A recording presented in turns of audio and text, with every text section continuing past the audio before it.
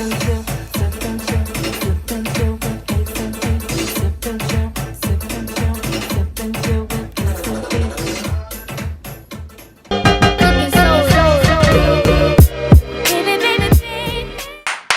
to our channel. I'm Ace. Hey everybody, I'm Fee. Welcome to the channel, everybody. This is the first Sip and Chill with Ace and Fee, and tonight we are talking about breakups.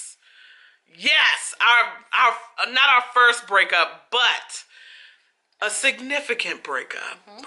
The one that said, boom, that hurt. I'm injured. It feels like you're dying. You can't get out of the bed. Somebody done ripped your heart out your chest and you don't know what to do. You're not gonna live. Your life is coming to an end type of breakup.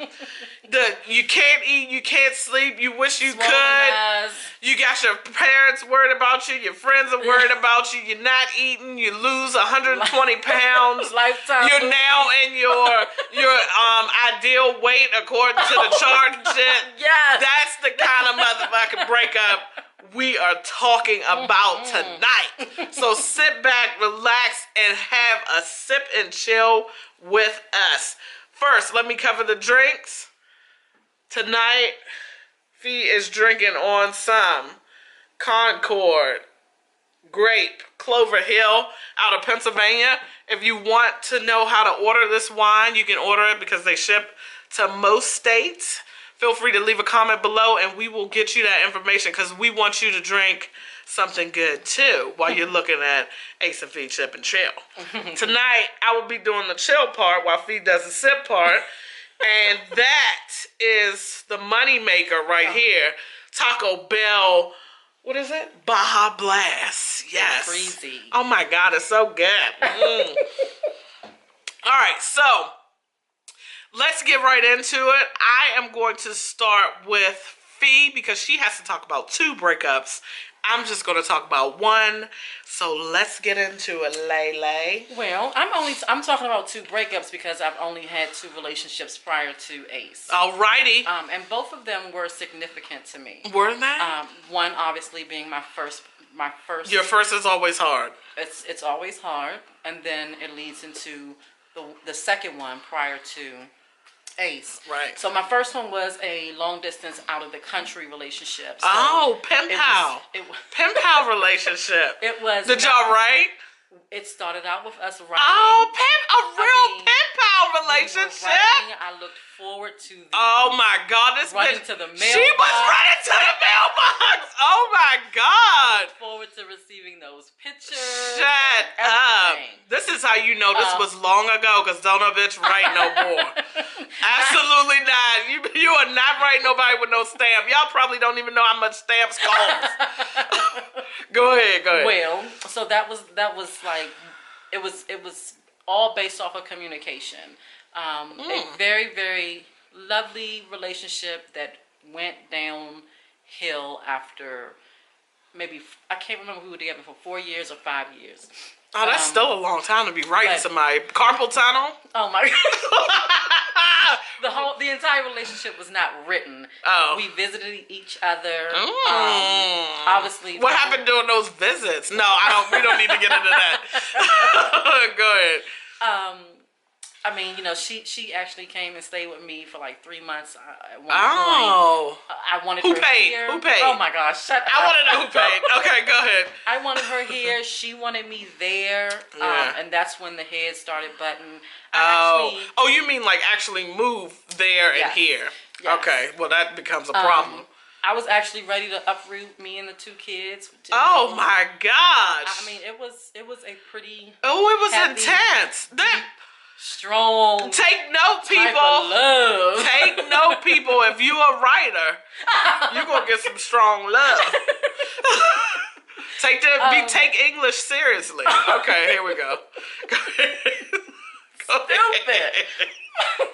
I wonder how y'all didn't like misspell words and stuff because y'all wasn't doing like autocorrect. We were so in love that it didn't matter if the person couldn't spell. Oh my God. This bitch catches a typo that I make all the time.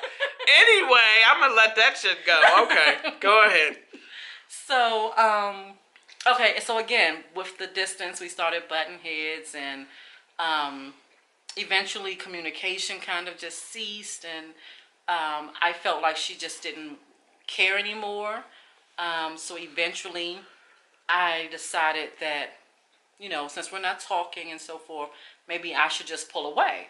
So I pulled away. Okay. It hurt like hell because she But was you had to everything. make that decision. I had to make that decision. What made you get to that decision? Was it just her not talking to you? Because I guess that would make a significant difference. Communication was all we had ultimately. Okay, right? okay. So if I no longer felt loved, I no longer felt like it was me that Is she it me desired. you're looking for? I don't even know that's how you say it. So the connection it was just lost. Oh, and if we go back to the Getting to Know Us video, I'll put the card at the top.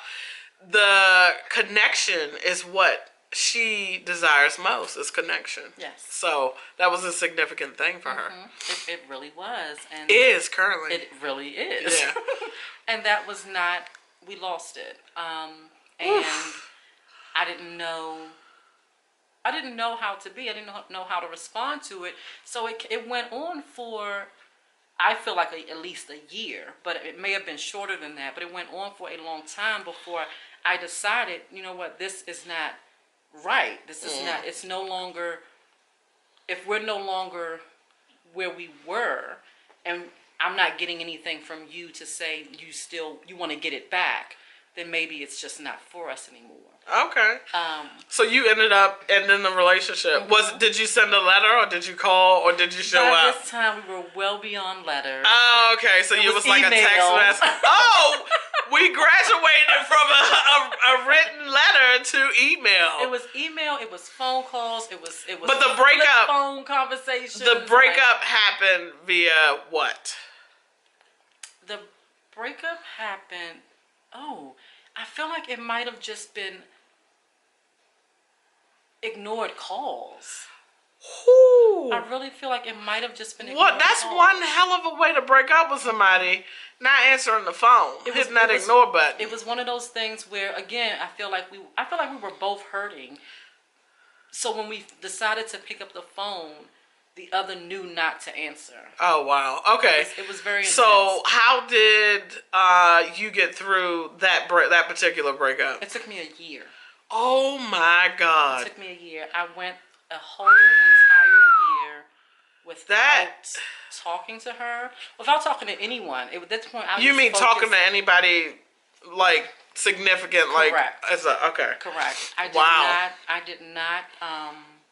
So you kind of just focused on yourself and your children. Me and the kids. Okay. It was just us. Okay. I was living on my own, so it was just work, school. That's it.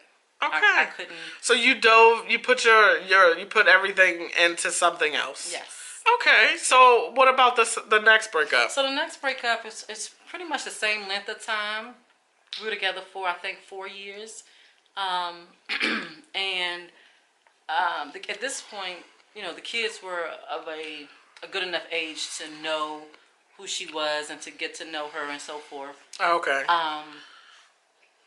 But with that one, she was actually dealing with some personal issues as far as her sexuality. Oh, I see. So that is pretty much ultimately what led to the breakup. In addition to, at some point in our relationship, I did lose myself a little bit. I relied on her heavily to tend to the kids, to discipline, to do all these things, whereas I just pulled out of that responsibility. Oh, I can see that happening. All right, so for me, I basically started off long distance. It was not out of the country, but it was like 6.5 hours away because I was in college. Okay. And basically, we did not write via a pen and U.S. Postal Mail Service. How did y'all communicate? We communicated via text messaging. Okay. You can tell who's older. Oh my God. By 2 years. But obviously it makes a difference. Oh my God. So we were texting. I actually met her off of, what's the name of that site? Downlink. I don't even know if it's. Oh my God. I don't even know if it still exists. Downlink is how I actually met her. And were you on Downlink? I was. Yeah. So no, I didn't meet you, but yeah, it was her that I met. Everything happens for a reason. True believer of that. Met her on Downlink. We went out. We went to like a movie or something. And then, you know, we kept talking from there. And eventually I had to go back to school because I was only home for summer break. And from there, we just, you know, communicated via text, phone, stuff like that. Relationship grew. She would come visit. I would come home, obviously, for breaks. And from there, you know, a relationship developed. When I actually graduated and came back home after I got my master's degree, and I was actually home, we took it to the next level. I guess, you know, it got a little more serious at that point. We did go through some rough patches where it was like we weren't dating because she went to school. She went back down to school to get her graduate degree, and you know, at that point we were distant again, so it didn't work quite as well when she went to school and I was back here because we like kind of had a break or whatever. So with that being said, things worked out, and we got back together, and her father actually passed away. And I mean, her father in her life was like huge person in her life. And so she took it really hard, and we actually weren't together during this point, and we ended up getting back together after all of this, you know, the funeral and everything happened. And at that point is when she actually asked me. She asked me if I would marry her, type of thing. I said yes. Okay. I said yes. And you know, when a death happens, I don't really know. I can't really say whether or not, you know, the reason for me saying yes, because it was such a short period of time that we had been back together. And I probably should have waited, you know, and all of that good stuff. But like I said, everything happens for a reason. So we ended up doing the thing and getting married and everything like that. A couple of months go by. Things kind of start to change, you know. She's not coming home all the time. She's staying out, you know, after work, which happy hours, I get them, yeah, but not like every week, like 3 times a week. Like, how much happy hour can you have, you know? You gotta come home sometimes. Then you start noticing stuff like, you know, the phones not being, taking your phone everywhere when people's habits start to change. Yeah. So you're not taking, like, if you normally leave your phone outside the bathroom when you go take a shower, and then all of a sudden you start taking your phone in the bathroom when you take a shower. Those red flags. Those are red flags. Yeah. You pull up the red flag and you wave it and you're like, what is going on here? Yeah. So this was like a couple of months after we had got married, and I actually had to do some investigative work in order to figure some shit out. And it wasn't hard because it's not like she was really, I don't know, I wouldn't say hiding it, but I just pick up on things. Like, it wasn't hard for me to figure out that she was doing something behind my back. You know, you don't know what it is until it hits you in the face. And you're like, oh shit. So what happened is we were down in Virginia Beach, and she was in the shower, and her phone was actually in the bathroom, but I went into the bathroom to like use the bathroom. So in doing that, something popped on her screen, and there you have it. It's not like it is now with the iPhones where it hides your messages and it just says new messages. It actually said what was going on, and at that point, I was like, what the fuck is this? Whoa. So, you know, she's still in the shower. I take the phone and I'm going through it. At this point now, I'm like, what the fuck is going on? So I'm like, what the fuck is going on? Scrolling, like, what is going on? So I read everything or whatever, and we were actually staying at a friend of hers' house or whatever, and so I'm like super pissed off, and I was like, it's time for me to go. So I actually left and came back home, and you know, it just turned into a really huge mess after that. Come to find out, she had cheated on me the very day that I joined her group, which was her birthday. So remember how I said everything happens for a reason? So the day that she cheated on me, I actually joined her supporting us group, and that's how our connection started. But without knowing she had cheated. But without knowing that she had cheated. Like, I didn't find out that actual cheat date had happened then. You know, it took some more investigative work, but I eventually figured it out, and come to find out, she cheated on me on her birthday. And not, mind you, our birthdays are like 2, 3, no, not 2 or 3, like 5 days apart. And she cheated on me. You have no idea. You have no idea the amount of pain and suffering that I had to go through. My brother was so like, he was like, are you okay? Like, because I never, if you ever get to know me, I am a person that's always cheerful and happy and excited and crazy and all of that fun-loving stuff.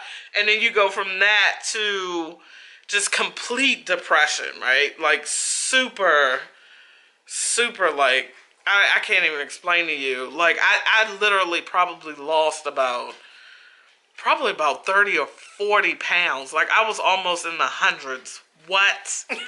Like, that's baby weight for me. Like, that's how bad of a breakup this was. Like, it was seriously bad. I mean, even though, you know, it felt like, now looking back, I know that I probably should have said no to the proposal, but in the moment, this is somebody that you had wanted to spend, you know, the rest of your life with, and then you found out that they've cheated on you.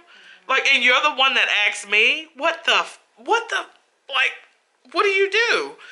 What do you do? And at that point, you know, you have this whole plan, this whole life plan for you and that person, and then everything just crumbles. It no longer exists, and you have to rework your whole entire life.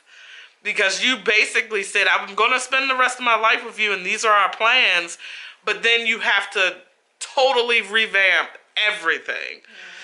So it was really hard for me to kind of bounce back, and I did everything that I could. You know how you say, oh, well, if they cheat on me, I'm going to leave, right? You say that now.